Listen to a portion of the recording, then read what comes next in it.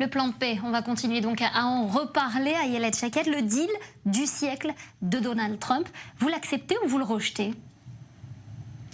Je pense que ce qui compte, c'est ce qui va être le premier pas. Si le premier pas, c'est impliquer la souveraineté sur la Judée et Samarie et sur la vallée du Jourdain, eh bien, j'estime qu'il n'y aura pas d'État palestinien. Mais si le premier pas, ce sont des négociations pour la création d'un État palestinien, cela peut être très dangereux. Et nous, à Yamina, le seul parti qui est fermement opposé à la création d'un État palestinien, nous pensons que la création d'un tel État peut être dangereux pour Israël. C'est un État terroriste au cœur d'Israël. Si je comprends bien, vous prenez une partie seulement du plan américain. Oui, c'est bien cela. Je pense que tout dépend quel va être le premier pas, comment cela va commencer. C'est cela qui va déterminer, à mon avis, à quoi ressemblera le Proche-Orient. Et la question essentielle, finalement, Ayelet Shaked aujourd'hui, c'est de savoir si les Palestiniens, ils ont le droit ou pas à leur État. Eh bien, selon nous, non.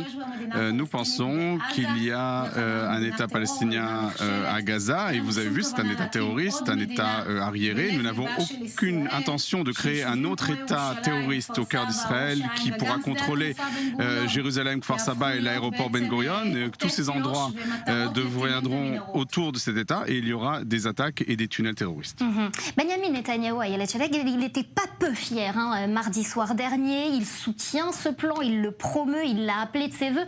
On dirait même, et on n'aurait pas forcément tort, qu'il a tenu la main de Donald Trump au moment de la rédaction de cet accord. Dans ces conditions, avec un accord de cette nature et toutes les clauses qu'il comprend, est-ce que vous soutiendrez, quoi qu'il en soit, Netanyahou ? Encore une fois, je le répète, tout dépend quelle sera la première mesure. Si le Premier ministre Netanyahou mène une démarche courageuse qui vise à appliquer la souveraineté israélienne en Judée-Samarie, nous allons le soutenir. Et d'ailleurs, les Palestiniens disent clairement qu'ils rejettent ce plan et qu'ils rejettent toutes les conditions proposées par les Américains. Les Américains veulent que Gaza soit démilitarisé, que le Hamas dépose les armes, qu'ils cessent de régler tout cet argent qu'ils payent à des terroristes,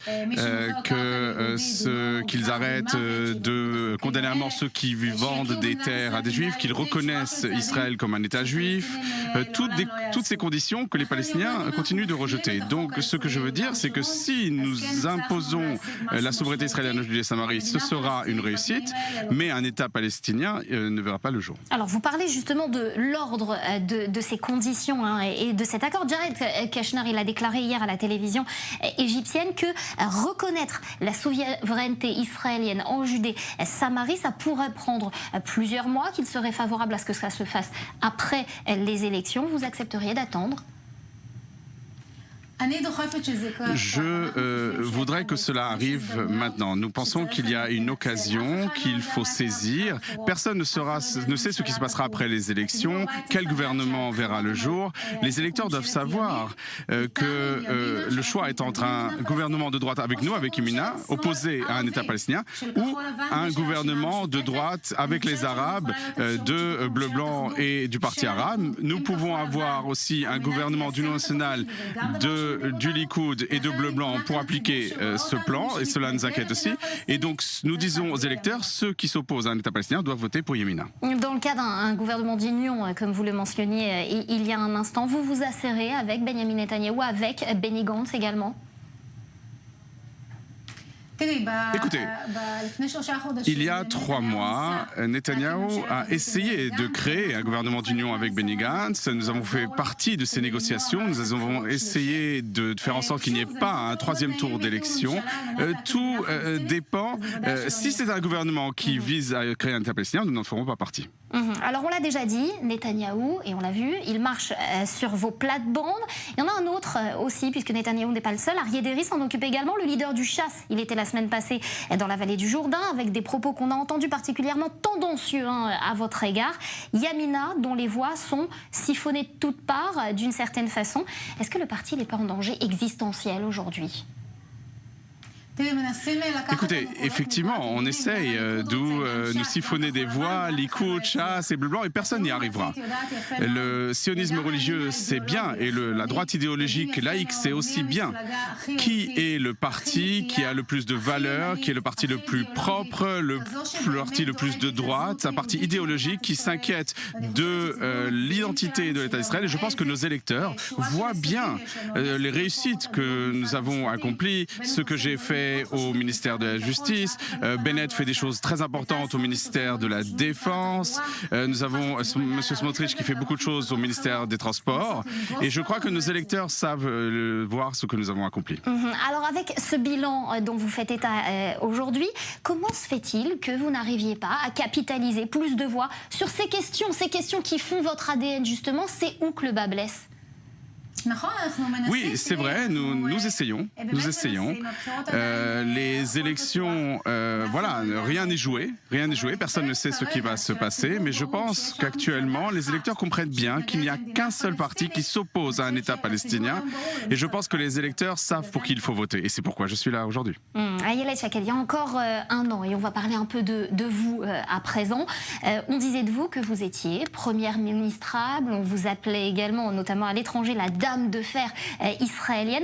Aujourd'hui, les sondages ne vous donnent pas plus de 7, 8 sièges. Vous l'appréhendez comment, ce troisième round?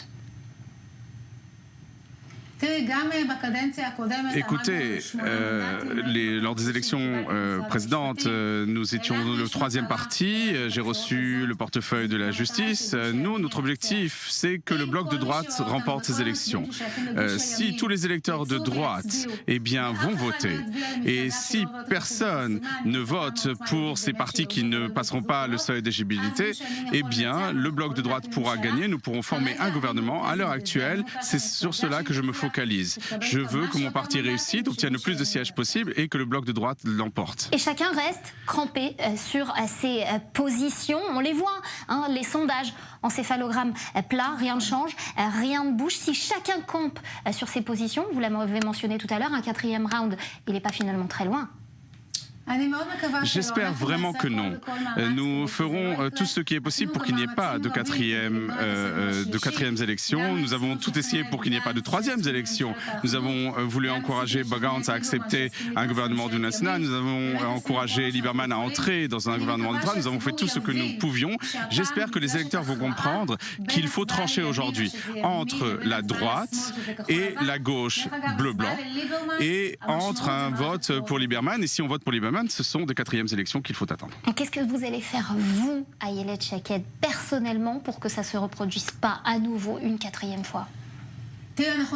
Écoutez, nous devons d'abord attendre les résultats et tout dépend des sièges que nous obtiendrons. Ce que je fais aujourd'hui, c'est de dire à tous les électeurs de droite d'aller voter, de ne pas voter pour les partis qui ne passeront pas le seuil minimal. J'essaie d'expliquer aux électeurs qu'il est important de voter pour Yemina, que nous sommes le seul parti de la droite idéologique et voyons si nous parviendrons à former un gouvernement. Merci beaucoup, Ayelet Shaked, d'avoir répondu à nos questions aujourd'hui.